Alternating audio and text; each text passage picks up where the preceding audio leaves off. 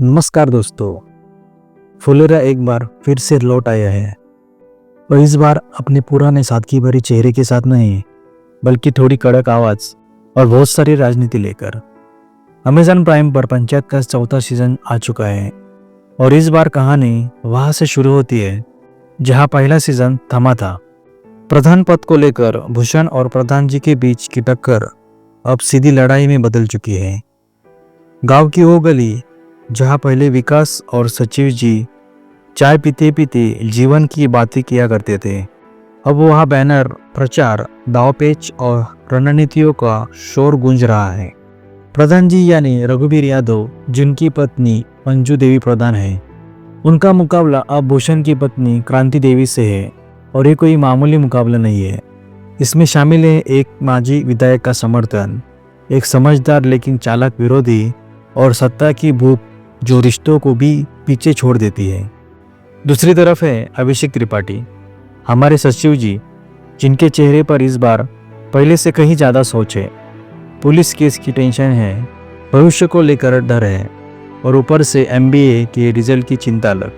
विकास और प्रहलाद, उनके सच्चे दोस्त, हमेशा की तरह साथ खड़े हैं, लेकिन कभी कभी डर इंसान को इतना अकेला कर देता है कि अपने लोग भी दूर लगने लगते हैं। फुलेरा की राजनीति अब सिर्फ चुनाव नहीं रही, अब ये रिश्तों की अग्नि परीक्षा है। रिंकी, जो अब पहले से ज़्यादा मजबूत और मुखर दिखती है, मंजू देवी के प्रचार की कमान संभाल रही है और जब कोई बेटी माँ के लिए मैदान में उतरती है तो बात सिर्फ प्रचार की नहीं, भरोसे की भी होती है। खास बात यह है कि इस सीजन में पंचायत ने गांव की असलियत को नज़दीक से दिखाया है। कैसे आरक्षण महिला के लिए है लेकिन सत्ता पुरुष के हाथ में ही रहती है। कैसे चुनाव में महिलाएं मोहरे बनती है और पुरुष असली चालें चलते हैं। ये सब कुछ इतने सच्चे तरीके से दिखाया गया है कि कुछ सीन तो जैसी आईना बन जाती है। लेकिन इस बार जो बात खटकती है वो ये कि पंचायत में जो हल्की फुल्की मिठास थी, जो हर किरदार की एक खासियत थी, जैसे वो आजीबाई जो अपने लिए घर चाहती थी, या वो किसान जो डीजल अनुदान के लिए सचिव जी के पीछे पीछे पड़ा था, वो छोटे छोटे किस्से अब कम हो गए हैं। अब सब कुछ राजनीति की बड़ी परछाई में ढक गया है और कई किरदार जैसे मंजू देवी के पिता या सांसद सिर्फ एक एपिसोड के लिए आते हैं और फिर कहानी में कहीं खो जाते हैं। ऐसे में लगता है कि शायद स्क्रिप्ट कहीं कहीं जल्दबाजी में लिखी गई है।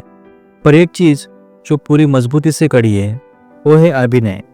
रघुवीर यादव हो, नीना गुप्ता हो, जितेंद्र कुमार हो या दुर्गेश कुमार, हर कलाकार ने जान डाल दी है। संवाद सदे हुए है, अभिनय संयमित और भावनाएं एकदम असली है। कई सीन में तो शब्दों से ज़्यादा नज़रों ने असर किया है।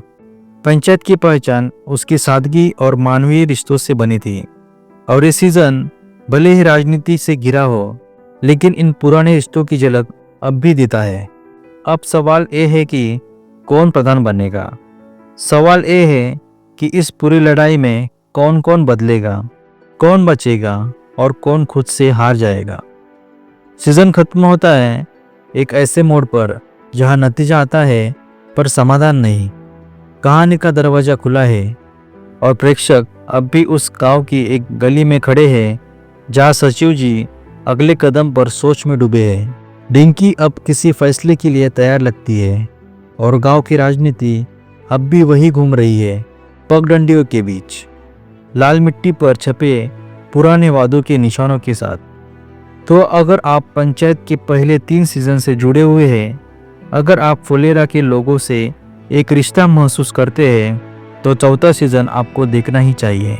हाँ, अगर आप नई कहानी, तेज रफ्तार या अलग प्लॉट की उम्मीद कर रहे हैं तो आपको थोड़ा धैर्य रखना पड़ेगा, क्योंकि पंचायत अब भी वही है, धीमी, सच्ची और एक छोटे से गांव की बड़ी सच्चाई से भरी हुई।